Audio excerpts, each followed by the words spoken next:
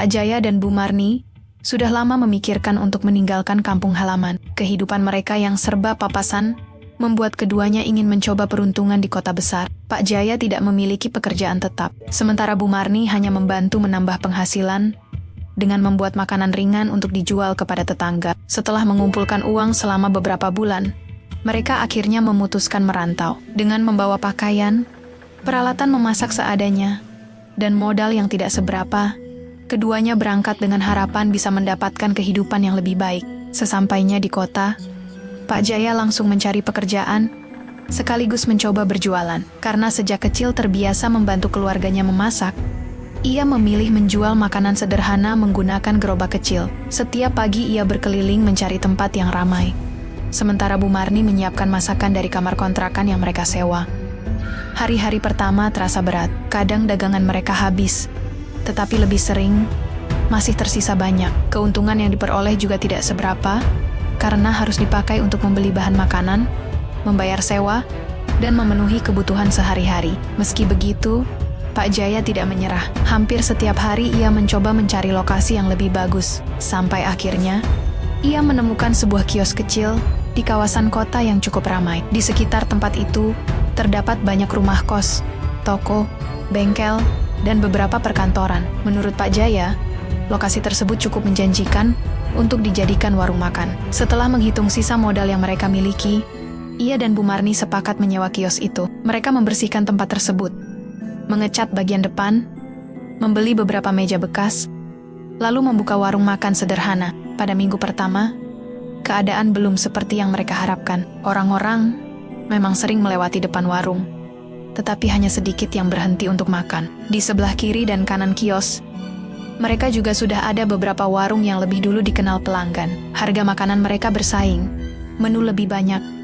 Bahkan, beberapa warung sudah memiliki pelanggan tetap. Pak Jaya mulai khawatir karena modal yang tersisa terus berkurang. Setiap malam setelah warung tutup, Pak Jaya dan Bu Marni duduk menghitung uang hasil jualan. Tidak jarang jumlahnya bahkan belum cukup untuk menutup biaya belanja bahan makanan hari itu. Bu Marni berusaha menguatkan suaminya agar tidak menyerah. Tetapi keduanya soma-soma tahu bahwa keadaan mereka semakin sulit. Mereka sudah meninggalkan kampung dengan harapan memperbaiki kehidupan, tetapi sekarang justru menghadapi kemungkinan harus menutup usaha sebelum benar-benar berkembang. Saat itulah Pak Jaya mulai berpikir keras mencari jalan lain agar warung mereka bisa bertahan. Sejak warung mereka mulai sepi, Pak Jaya dan Bu Marni tidak tinggal diam. Keduanya sadar bahwa mempertahankan usaha di tengah persaingan kota bukan perkara mudah. Setiap pagi, Bu Marni mulai memasak lebih awal agar makanan yang disajikan tetap segar. Sementara Pak Jaya mencoba memikirkan cara agar orang-orang yang melewati depan warung mau berhenti. Mereka tidak ingin begitu saja menyerah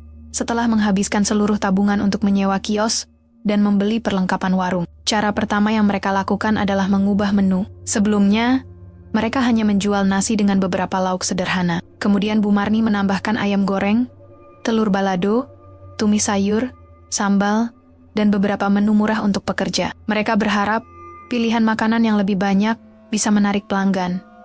Namun setelah beberapa hari, keadaan tetap sama. Ada orang yang datang, tetapi jumlahnya tidak cukup untuk membuat pemasukan mereka meningkat. Sebagian makanan bahkan masih tersisa menjelang malam. Pak Jaya kemudian mencoba menurunkan harga. Ia menghitung kembali biaya bahan makanan dan membuat beberapa paket hemat. Nasi, lauk, sayur, dan minuman dijual dengan harga yang menurutnya cukup murah untuk ukuran kawasan tersebut. Ia juga memasang tulisan sederhana di depan warung agar orang yang lewat mengetahui harga makanan mereka. Untuk beberapa hari memang ada peningkatan pembeli, tetapi setelah itu kembali sepi. Pak Jaya mulai sadar bahwa harga murah saja tidak cukup untuk membuat warung kecil mereka bersaing dengan tempat makan lain yang sudah memiliki pelanggan tetap. Bu Marni kemudian mencoba memperbaiki pelayanan. Ia selalu menyambut pelanggan dengan ramah, menjaga kebersihan meja, dan berusaha mengingat orang-orang yang beberapa kali datang. Pak Jaya juga mulai memberikan tambahan sambal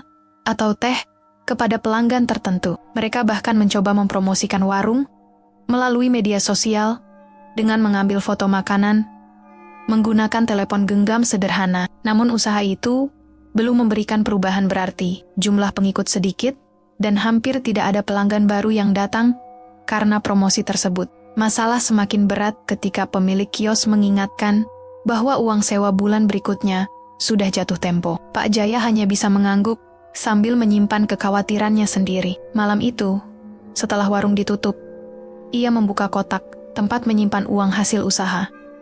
Jumlahnya jauh dari cukup untuk membayar sewa. Bu Marni yang melihat wajah suaminya hanya terdiam. Keduanya tahu kalau keadaan tidak berubah. Dalam waktu dekat, mereka terpaksa meninggalkan kios tersebut dan kembali berjualan keliling. Beberapa hari kemudian, saat sedang membeli bahan makanan di sebuah pasar, Pak Jaya tanpa sengaja mendengar dua orang pedagang membicarakan sebuah warung makan yang menurut mereka dulu sangat sepi, tetapi kemudian mendadak ramai. Mereka menyebut bahwa pemilik warung tersebut pernah meminta bantuan seseorang yang memahami ilmu klinik. Pak Jaya awalnya menganggap pembicaraan itu hanya cerita orang, namun setelah mendengar bahwa warung tersebut kini selalu penuh, pikirannya mulai terganggu oleh rasa penasaran. Malamnya, Pak Jaya menceritakan percakapan itu kepada Bu Marni. Bu Marni langsung mengingatkan suaminya agar tidak mencari jalan yang aneh-aneh. Mereka datang ke kota untuk bekerja dan berdagang, bukan untuk berurusan dengan sesuatu yang tidak mereka pahami. Pak Jaya mengerti kekhawatiran istrinya, tetapi di dalam hatinya, tekanan semakin besar. Untuk pertama kalinya sejak membuka warung, ia mulai mempertimbangkan apakah jalan yang selama ini mereka anggap salah itu mungkin menjadi satu-satunya cara untuk menyelamatkan usaha mereka. Sejak mendengar pembicaraan para pedagang di pasar, pikiran Pak Jaya tidak lagi tenang. Ia sebenarnya tahu bahwa mencari bantuan melalui klinik bukan keputusan yang benar. Namun, keadaan warung yang semakin sulit membuat pikirannya terus mencari kemungkinan. Setiap malam setelah menghitung uang hasil jualan, ia selalu melihat jumlah yang sama-sama sedikit. Sementara biaya sewa kios, bahan makanan, listrik, dan kebutuhan rumah tangga terus berjalan. Bu Marni masih berusaha terlihat kuat. Tetapi Pak Jaya tahu, istrinya juga mulai khawatir mereka akan kehilangan semua modal yang sudah dikumpulkan sebelum merantau. Selama beberapa hari, Pak Jaya hanya mencari informasi secara diam-diam. Ia tidak langsung mencari orang pintar, karena masih ragu dengan cerita yang didengarnya. Ia bertanya kepada beberapa pedagang yang sudah lama tinggal di kota tersebut, tetapi sebagian besar justru menertawakannya, atau mengatakan bahwa cerita tentang penglaris dan pesugihan hanyalah omongan orang. Pak Jaya hampir mengurungkan niatnya sampai suatu sore, ia bertemu seorang pedagang tua yang pernah mendengar nama seseorang bernama Mbah Karto. Lelaki itu mengatakan, Mbah Karto tinggal di sebuah rumah sederhana di daerah pinggiran kota dan jarang menerima orang yang datang tanpa keperluan jelas. Pak Jaya tidak langsung berangkat. Ia pulang terlebih dahulu dan menceritakan semuanya kepada Bu Marni. Istrinya terdiam cukup lama. Bu Marni jelas tidak menyukai rencana tersebut, tetapi ia juga memahami keadaan suaminya. Setelah berbicara panjang, mereka akhirnya sepakat menemui Mbah Karto hanya untuk bertanya dan mendengar penjelasannya. Mereka tidak akan mengambil keputusan apapun sebelum mengetahui apa yang sebenarnya ditawarkan. Keesokan harinya, menjelang sore, Pak Jaya dan Bu Marni pergi ke tempat yang disebutkan. Rumah Mbah Karto berada cukup jauh dari pusat kota, melewati kawasan yang semakin sepi dan banyak dipenuhi pepohonan. Tidak ada papan nama atau tanda khusus di depan rumah itu. Hanya sebuah rumah tua dengan halaman luas dan teras yang dipenuhi pot tanaman. Seorang lelaki tua kemudian keluar setelah Pak Jaya mengetuk pintu. Tatapannya tenang, tetapi cara melihatnya membuat Pak Jaya merasa si oliola kedatangan mereka sudah diketahui sebelumnya. Mbah Karto mempersilahkan mereka duduk. Pak Jaya menjelaskan keadaan warungnya dari awal sampai masalah yang sedang mereka hadapi. Mbah Karto mendengarkan tanpa banyak bertanya. Setelah Pak Jaya selesai bercerita, lelaki tua itu justru mengatakan bahwa dirinya tidak bisa menjamin warung mereka akan menjadi kaya. Ia hanya mengatakan ada cara tertentu untuk membuat tempat usaha lebih mudah didatangi orang. Namun, cara tersebut memiliki syarat dan akibat yang harus ditanggung oleh orang yang menjalankannya. Bu Marni langsung bertanya, apakah cara itu berhubungan dengan pesugihan? Mbah Karto tidak menjawab secara langsung. Ia hanya mengatakan bahwa setiap orang memiliki pilihan sendiri. Kalau mereka ingin tetap berjuang dengan cara biasa, ia tidak akan mempersoalkannya. Tetapi kalau mereka memilih jalan yang ditawarkannya, mereka harus benar-benar memahami bahwa tidak ada sesuatu yang datang tanpa balasan. Ucapan itu justru membuat Bu Marni semakin takut. Ia meminta Pak Jaya pulang dan tidak melanjutkan pembicaraan. Namun sebelum mereka pergi, Mbah Karto mengatakan bahwa ia bisa membantu melakukan sebuah ritual agar warung mereka lebih ramai. Ia meminta mereka memikirkan keputusan tersebut selama beberapa hari dan tidak datang kembali jika masih setengah hati. Dalam perjalanan pulang, Pak Jaya dan Bu Marni hampir tidak berbicara. Bu Marni berkali-kali mengingatkan bahwa mereka masih bisa mencari cara lain, meskipun harus berjuang lebih lama. Pak Jaya tidak membantah. Ia juga takut dengan tawaran Mbah Karto. Tetapi ketika malam tiba, dan mereka kembali menghitung uang hasil jualan yang bahkan tidak cukup untuk menutup pengeluaran hari itu, rasa takut tersebut mulai bercampur dengan keputusasaan.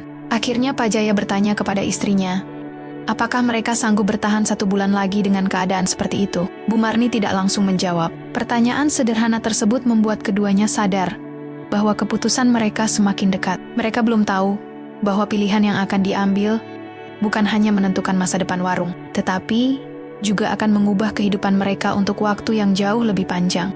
Selama 3 hari, setelah bertemu Mbah Karto, Pak Jaya dan Bu Marni masih belum mengambil keputusan. Mereka tetap menjalankan warung seperti biasa, tetapi keadaan justru semakin buruk. Pelanggan yang datang semakin sedikit. Sementara beberapa bahan makanan harus dibuang karena tidak terjual. Pemilik kios juga mulai menanyakan pembayaran sewa yang sudah terlambat. Malam ketiga, setelah menghitung uang hasil jualan, Pak Jaya akhirnya meletakkan uang itu di atas meja dan menghela napas panjang. Bu Marni hanya diam, karena mereka berdua tahu bahwa modal yang tersisa hampir habis. Setelah pembicaraan yang cukup lama, mereka akhirnya sepakat menemui Mbah Karto sekali lagi. Keesokan harinya Pak Jaya menghubungi Mbah Karto dan mengatakan bahwa mereka bersedia mengikuti ritual yang ditawarkan. Mbah Karto tidak terlihat terkejut. Ia hanya meminta Pak Jaya dan Bu Marni datang pada malam yang sudah ditentukan. Setelah warung mereka tutup, mereka diminta membawa beberapa benda yang mudah ditemukan dan tidak boleh membawa orang lain. Mbah Karto juga memberikan beberapa pantangan. Selama menjalani proses tersebut, mereka tidak boleh menoleh ketika mendengar suara apapun dari belakang. Tidak boleh menjawab jika ada yang memanggil nama mereka. Dan setelah ritual selesai, mereka dilarang menceritakan apa yang terjadi kepada siapapun. Malam yang ditentukan akhirnya tiba. Pak Jaya menutup warung lebih awal dengan alasan mereka sedang tidak enak badan. Setelah semua pintu dikunci, keduanya pergi menemui Mbah Karto.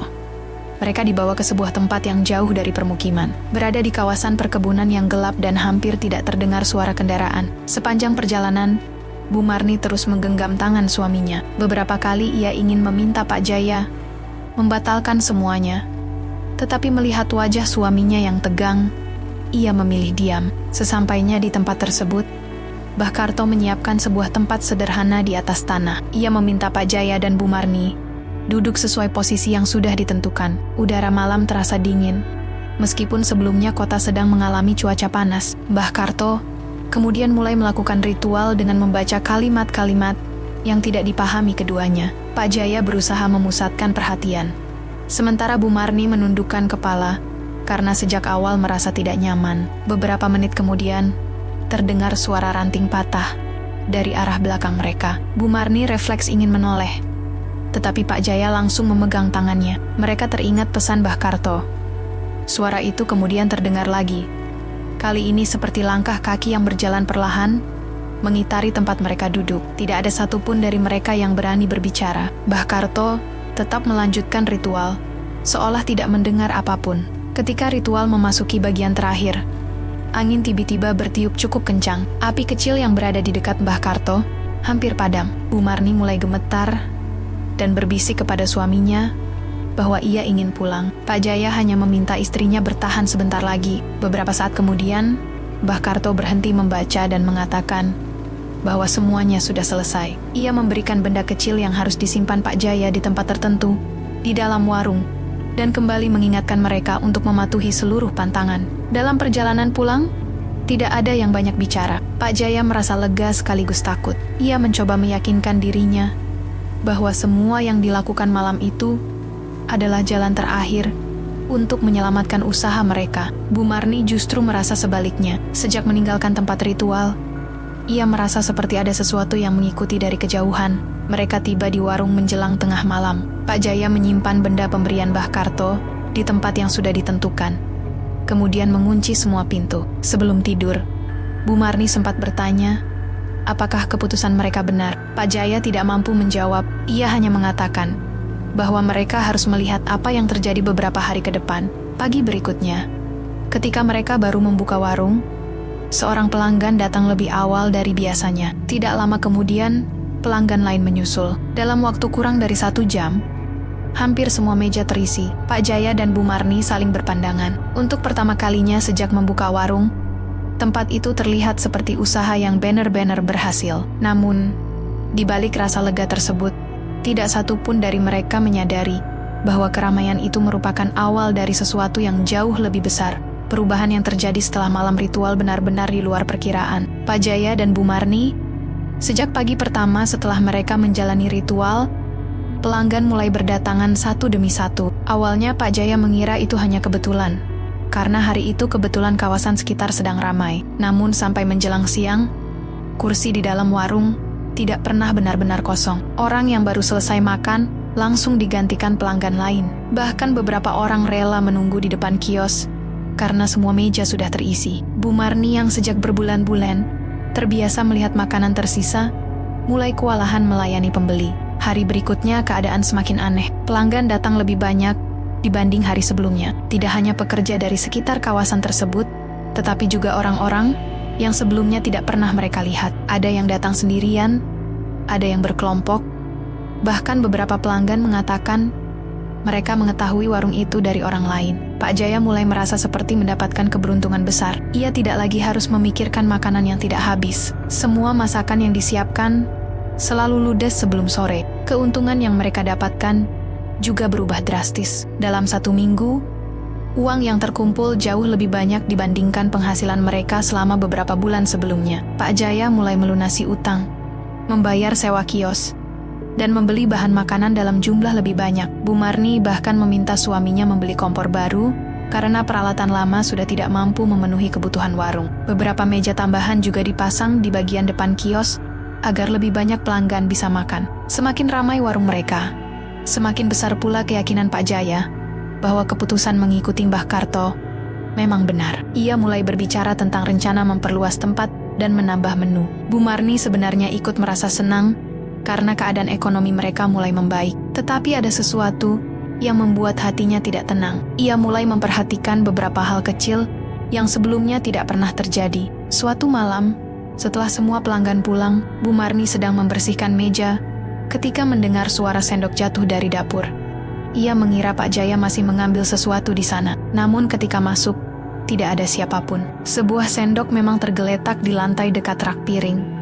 Tetapi Bu Marni yakin, sebelumnya benda itu berada di dalam wadah. Ia memungutnya dan kembali membersihkan warung tanpa mengatakan apapun kepada suaminya. Kejadian serupa terjadi 2 malam kemudian. Saat warung sudah benar-benar kosong, Bu Marni mendengar suara kursi digeser dari bagian belakang. Kali ini ia memanggil Pak Jaya.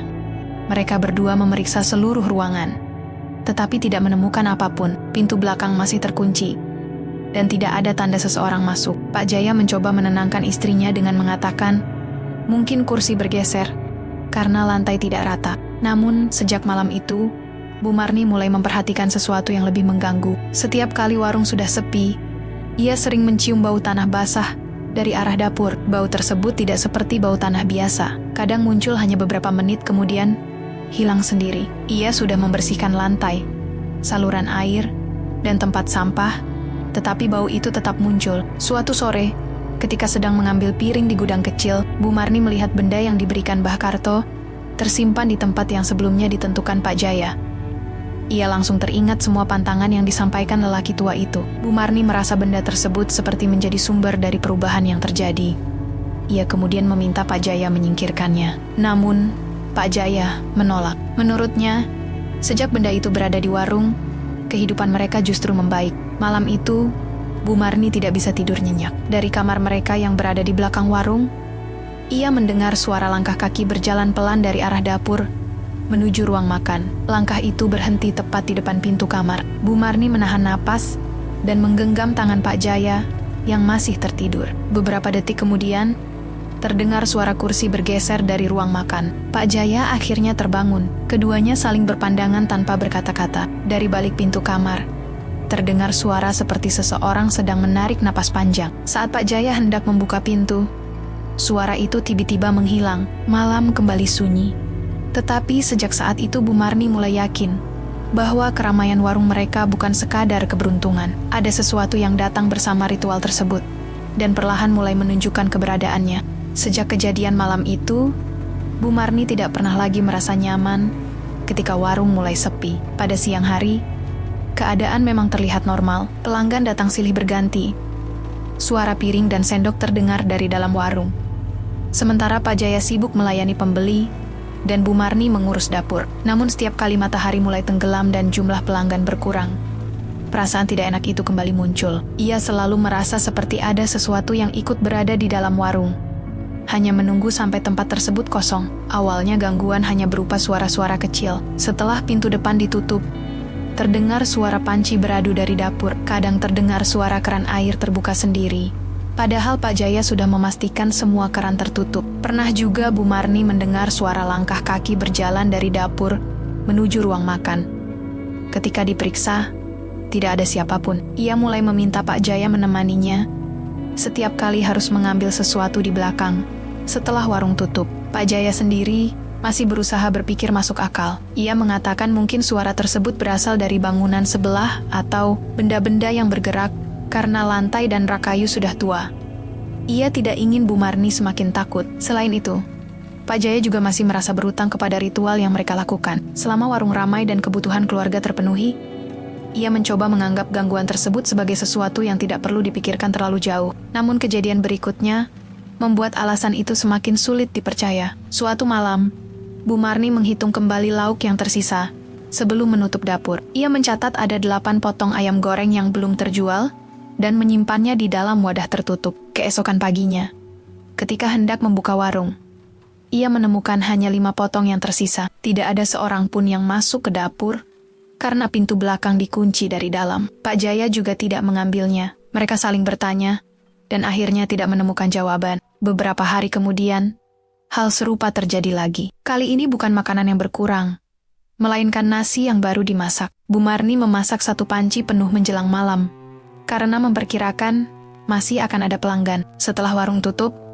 nasi tersebut masih cukup banyak. Namun ketika ia kembali ke dapur beberapa jam kemudian, jumlahnya berkurang hampir setengah. Anehnya, tidak ada bekas orang mengambil nasi. Tutup panci masih berada pada posisi semula, dan sendok nasi juga tetap di tempatnya. Bu Marni mulai ketakutan. Ia meminta Pak Jaya menghubungi Mbah Karto, tetapi suaminya masih ragu. Pak Jaya takut jika kembali meminta bantuan, mereka justru akan semakin terikat dengan hal yang tidak mereka pahami. Ia memilih mengatakan bahwa mungkin ada orang yang masuk melalui bagian belakang tanpa mereka sadari. Keesokan harinya ia memeriksa pintu, jendela, bahkan memasang kunci tambahan. Tidak ada kerusakan atau tanda pembobolan. Tidak hanya mereka yang mengalami kejadian aneh. Beberapa pelanggan mulai mengatakan hal-hal yang membuat Pak Jaya tidak nyaman. Seorang pelanggan pernah bertanya siapa lelaki yang duduk sendirian di sudut paling belakang. Pak Jaya langsung menoleh, tetapi meja tersebut kosong.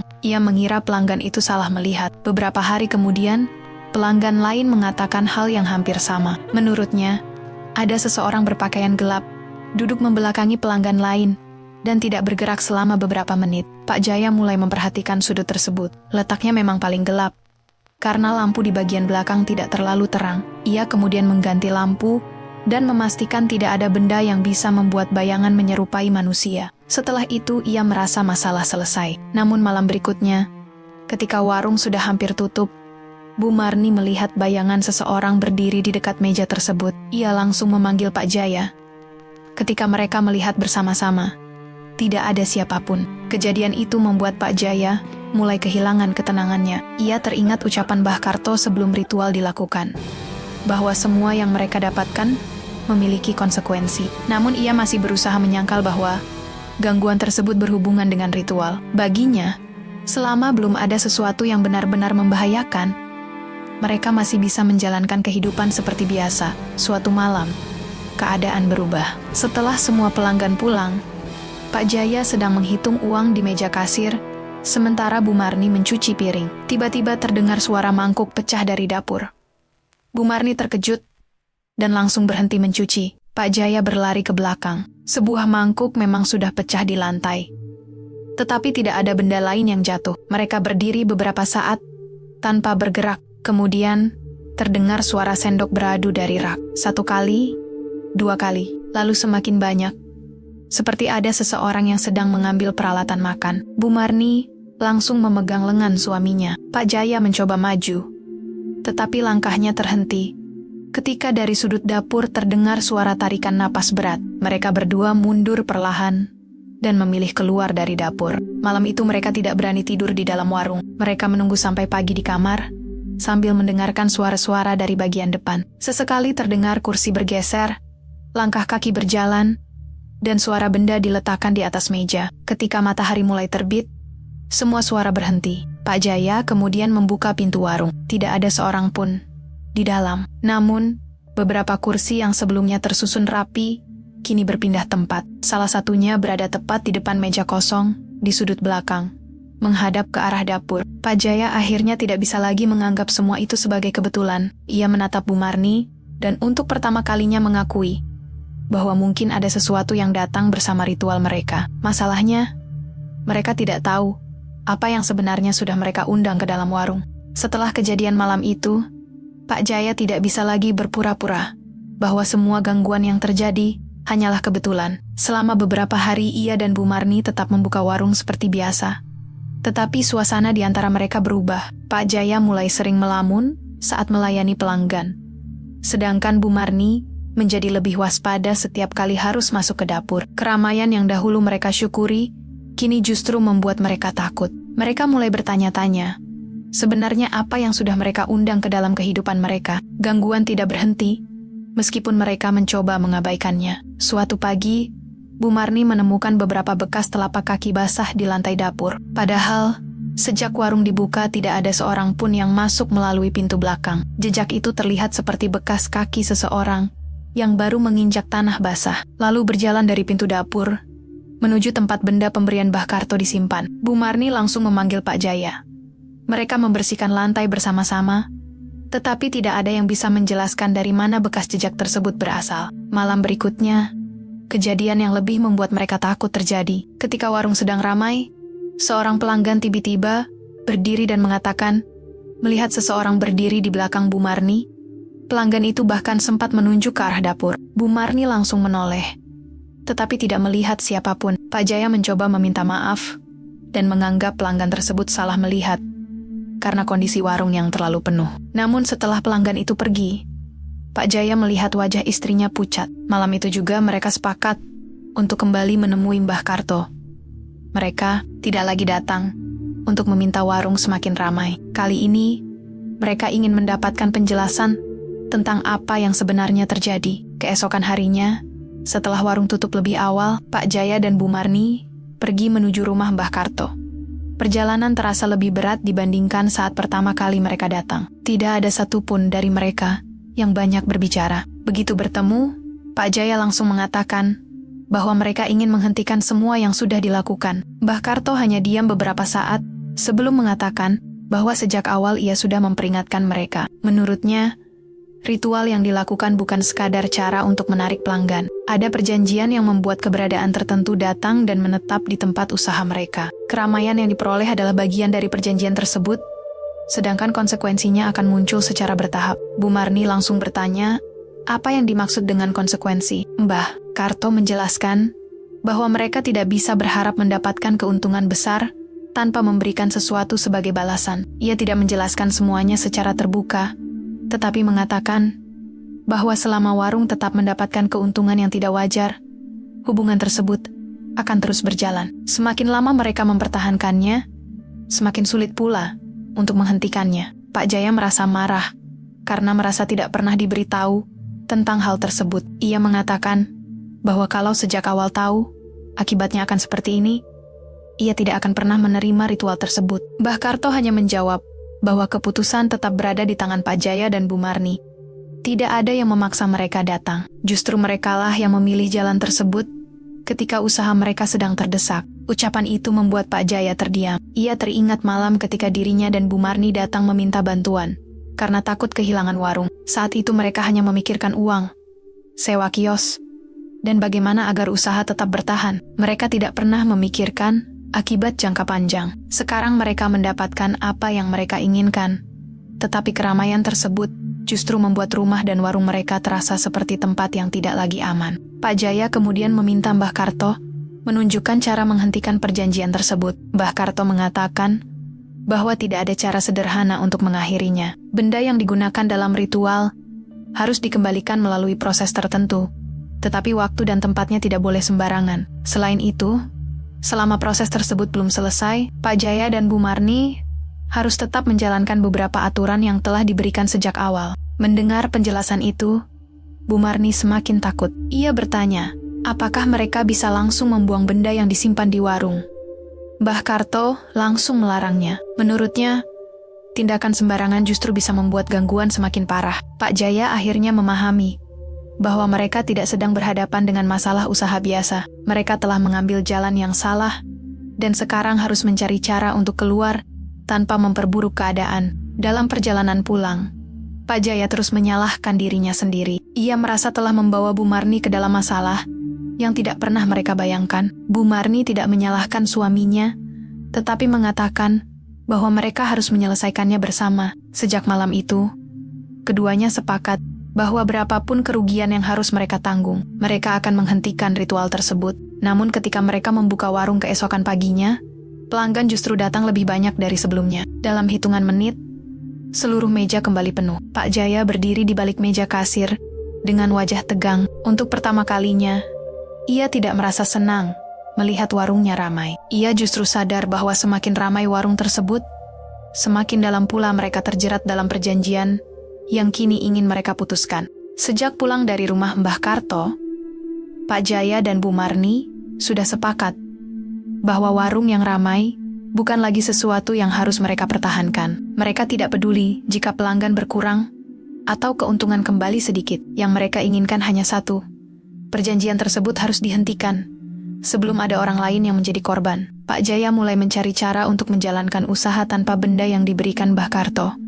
Tetapi ia masih mengikuti peringatan agar tidak bertindak sembarangan. Sementara itu, gangguan di warung justru semakin sering terjadi. Bu Marni menjadi orang yang paling banyak merasakan dampaknya. Setiap kali berada sendirian di dapur, ia seperti mendengar seseorang berdiri tepat di belakangnya. Beberapa kali ia menoleh dan tidak menemukan siapapun. Suatu sore, ketika sedang memasak, kompor di sebelahnya tiba-tiba mati sendiri. Saat hendak menyalakannya kembali, ia melihat bayangan seseorang bergerak cepat di dinding belakang. Bu Marni langsung keluar dari dapur dan memanggil Pak Jaya. Ketika mereka kembali bersama, tidak ada apapun yang berubah selain kompor yang sudah mati. Malam berikutnya, gangguan menjadi lebih parah. Setelah warung tutup, Bu Marni masuk ke kamar untuk mengambil pakaian. Saat melewati ruang makan, ia melihat seseorang berdiri di dekat meja paling belakang. Sosok itu membelakanginya dan hanya terlihat samar karena lampu ruangan redup. Bu Marni mengira Pak Jaya berada di sana, sehingga ia memanggil suaminya. Sosok tersebut tidak menjawab. Ketika Bu Marni melangkah mundur dan memanggil sekali lagi, sosok itu perlahan menoleh. Bu Marni tidak sempat melihat wajahnya dengan jelas. Ia hanya melihat bentuk wajah yang pucat sebelum lampu di ruang makan tiba-tiba padam. Bu Marni langsung berlari menuju kamar dan menutup pintu.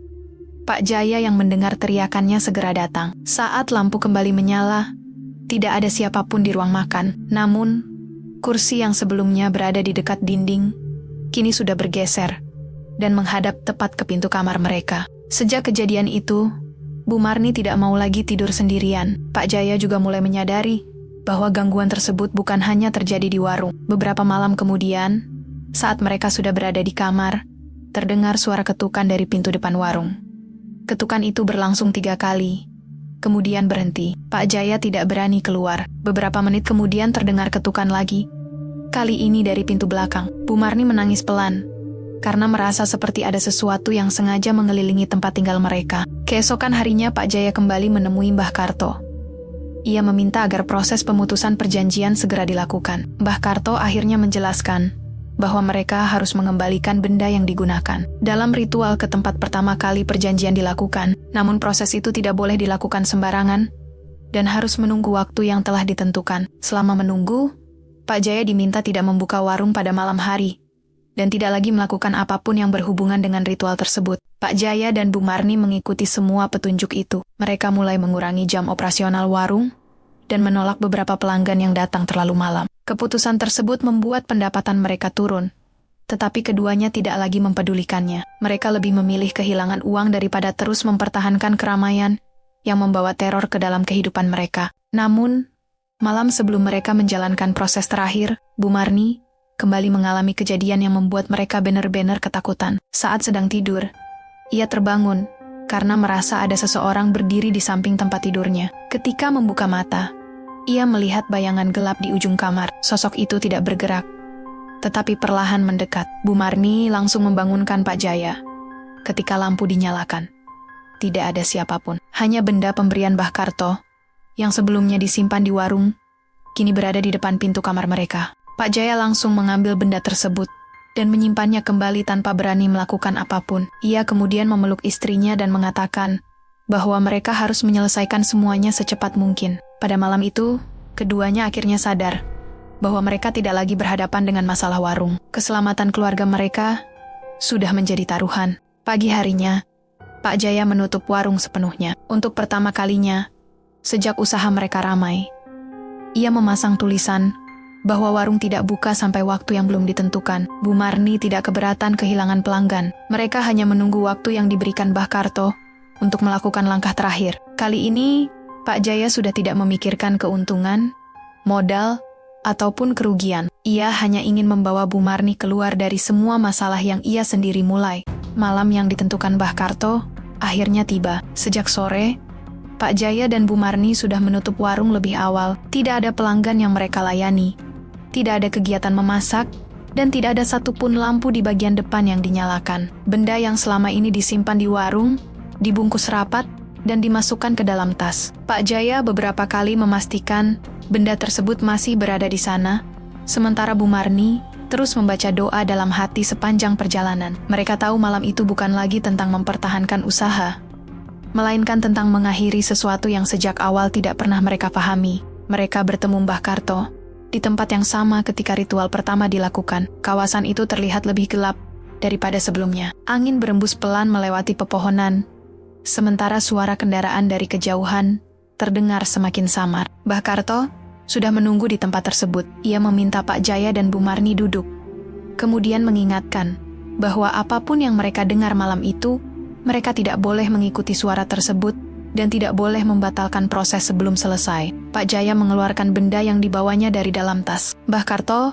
kemudian meminta benda tersebut diletakkan di atas tanah. Setelah itu, ia mulai melakukan proses untuk memutus hubungan yang sebelumnya dibuat. Bu Marni duduk di samping suaminya sambil menggenggam tangannya erat. Awalnya tidak terjadi apa-apa, hanya suara angin dan ranting pohon yang terdengar di sekitar mereka. Beberapa menit kemudian, terdengar suara langkah kaki dari arah belakang. Langkah itu perlahan mendekat, lalu berhenti tepat di belakang mereka. Bu Marni langsung menundukkan kepala. Pak Jaya juga menahan diri untuk tidak menoleh. Mbah Karto terus membaca tanpa menghentikan proses. Kemudian terdengar suara seperti seseorang memanggil nama Pak Jaya dari kejauhan. Suara itu terdengar sangat jelas, bahkan cara memanggilnya terdengar seperti suara Bu Marni. Pak Jaya sempat terkejut dan hampir menoleh, tetapi Bu Marni langsung menggenggam tangannya lebih kuat. Ia tahu, suara tersebut bukan berasal dari istrinya, karena Bu Marni duduk tepat di sampingnya. Tiba-tiba angin bertiup sangat kencang. Api kecil yang digunakan Mbah Karto beberapa kali hampir padam. Benda yang berada di atas tanah bergerak sendiri beberapa sentimeter. Pak Jaya ingin berdiri, tetapi Mbah Karto memberi isyarat agar tetap diam. Dari arah pepohonan, terdengar suara ranting patah berkali-kali, seperti ada sesuatu yang bergerak mengelilingi mereka. Bu Marni mulai menangis ketika mendengar suara langkah semakin dekat. Kali ini terdengar suara berat seperti seseorang sedang menarik napas. Suara itu berhenti tepat di belakangnya. Ia merasa ada sesuatu berdiri sangat dekat, tetapi ia tidak berani melihat. Mbah Karto akhirnya meminta Pak Jaya mengembalikan benda tersebut ke tanah dengan kedua tangannya. Pak Jaya melakukannya sambil gemetar. Begitu benda itu menyentuh tanah, Suasana tiba-tiba berubah. Angin berhenti. Suara langkah menghilang. Untuk beberapa detik semuanya terasa sangat sunyi. Namun kesunyian itu tidak berlangsung lama. Dari arah tempat mereka pertama kali melakukan ritual, terdengar suara benda jatuh keras. Mbah Karto langsung meminta mereka tetap duduk. Kemudian muncul suara seperti keramaian warung dari kejauhan. Terdengar suara piring, sendok, kursi digeser, bahkan suara orang berbicara. Pak Jaya merasa seperti kembali berada di dalam warungnya ketika sedang penuh pelanggan. Suara tersebut semakin jelas. Ia bahkan mendengar suara Bu Marni sedang memanggilnya dari arah belakang. Namun, Bu Marni masih berada di sampingnya. Pak Jaya sadar bahwa suara itu sengaja dibuat untuk membuat mereka menoleh atau meninggalkan tempat tersebut. Mbah Karto terus melanjutkan proses sampai akhirnya meminta Pak Jaya dan Bu Marni berdiri. Mereka diminta meninggalkan benda tersebut dan tidak pernah mengambilnya kembali. Saat keduanya berdiri, suara keramaian tiba-tiba berhenti. Mbah Karto mengatakan bahwa proses pemutusan sudah selesai, tetapi mereka tidak boleh kembali ke tempat tersebut. Dalam perjalanan pulang, Pak Jaya dan Bu Marni tidak banyak berbicara. Ketika mendekati kota, Pak Jaya merasa dadanya jauh lebih ringan. Namun ia tahu, masalah mereka belum benar-benar selesai. Warung yang selama ini menjadi sumber keuntungan, harus mereka tinggalkan untuk sementara. Mereka tidak tahu bagaimana kehidupan setelah pesugihan berakhir. Tetapi malam itu mereka sudah mengambil keputusan yang paling penting. Kehilangan uang tidak seberapa dibandingkan kehilangan keselamatan keluarga. Sejak malam ketika proses pemutusan dilakukan, kehidupan Pak Jaya dan Bu Marni perlahan berubah. Mereka tidak lagi mengalami suara-suara aneh dari dapur, kursi yang berpindah sendiri, ataupun bau tanah basah yang selama beberapa minggu menghantui warung. Malam pertama setelah kembali dari tempat ritual, Pak Jaya sengaja menunggu sampai larut untuk memastikan tidak ada gangguan. Namun sampai pagi tiba, keadaan tetap tenang. Untuk pertama kalinya setelah sekian lama, ia dan Bu Marni bisa tidur tanpa rasa takut. Beberapa hari kemudian mereka memberanikan diri membuka warung kembali. Keadaan langsung terasa berbeda. Tidak ada lagi pelanggan yang datang berbandong-bandong seperti sebelumnya. Dari pagi sampai siang, hanya beberapa orang yang makan. Ada saatnya Mahamaya kosong hampir sepanjang hari. Bu Marni sempat merasa sedih melihat keadaan tersebut. Tetapi Pak Jaya justru merasa lega. Baginya, warung yang sepi tetapi aman, jauh lebih baik daripada warung yang penuh, tetapi membawa ketakutan. Mereka kembali mengatur usaha dari awal. Pak Jaya mulai memperhatikan kualitas makanan. Sementara Bu Marni mencoba membuat beberapa menu baru yang sesuai dengan selera pelanggan sekitar. Mereka juga tidak lagi memasak terlalu banyak agar tidak ada makanan yang terbuang. Harga tetap dibuat terjangkau, tetapi mereka tidak menjual dengan harga terlalu murah hanya untuk menarik pembeli. Mereka ingin pelanggan datang karena rasa makanan dan pelayanan, bukan karena sesuatu yang tidak mereka pahami. Hari-hari berikutnya memang tidak mudah. Penghasilan mereka jauh lebih kecil dibandingkan saat warung menggunakan pesugihan. Bahkan beberapa kali, uang hasil jualan hanya cukup untuk membeli bahan makanan keesokan harinya. Namun Pak Jaya tidak lagi mengeluh seperti dulu. Ia mulai menikmati proses melayani pelanggan satu persatu. Setiap orang yang datang dianggap sebagai hasil dari usaha mereka sendiri. Perlahan-lahan, pelanggan tetap mulai kembali. Ada pekerja dari toko sekitar yang hampir setiap siang makan di sana. Beberapa penghuni kos juga mulai mengenal masakan Bu Marni. Jumlahnya memang tidak banyak, tetapi dari hari ke hari, semakin bertambah. Pak Jaya mulai mencatat pengeluaran dan pemasukan dengan lebih disiplin, agar mereka tidak kembali mengalami kesulitan seperti sebelumnya. Beberapa bulan berlalu, warung mereka memang tidak pernah kembali seramai masa pesugihan. Tetapi keadaannya jauh lebih stabil. Pak Jaya bahkan bisa menyisihkan sedikit uang untuk memperbaiki bagian warung yang rusak. Bu Marni juga mulai tersenyum lebih sering karena tidak lagi merasa takut berada sendirian di dapur. Suatu malam setelah warung ditutup, Pak Jaya duduk di depan kios sambil melihat jalanan kota yang masih ramai. Ia teringat bagaimana dulu dirinya begitu terobsesi membuat warung dipenuhi pelanggan. Ia mengira semakin banyak uang yang diperoleh berarti semakin dekat dengan keberhasilan. Namun, setelah semua yang mereka alami, pandangannya berubah. Ia sadar bahwa rezeki bukan hanya tentang jumlah uang, tetapi juga tentang ketenangan saat menikmatinya. Pak Jaya kemudian meminta maaf kepada Bu Marni karena pernah mengajak istrinya mengambil jalan yang salah. Bu Marni tidak banyak berkata-kata. Ia hanya mengatakan bahwa mereka sudah melewati semuanya dan sekarang harus belajar dari kesalahan tersebut. Mereka sepakat tidak akan pernah lagi mencari jalan pintas. Sebesar apapun masalah yang mereka hadapi. Sejak saat itu, Pak Jaya dan Bu Marni menjalankan warung dengan kemampuan sendiri. Keuntungannya tidak besar, tetapi setiap rupiah yang mereka dapatkan membuat hati mereka tenang. Mereka akhirnya memahami bahwa mempertahankan usaha memang membutuhkan kesabaran, kerja keras, dan waktu. Kekayaan yang datang terlalu mudah ternyata bisa membawa harga yang jauh lebih mahal. Bagi Pak Jaya, kehilangan keramaian warung bukanlah sebuah kegagalan. Justru dari situlah ia belajar bahwa rezeki yang sedikit tetapi halal dan menenangkan jauh lebih berharga daripada kekayaan yang diperoleh melalui jalan gelap.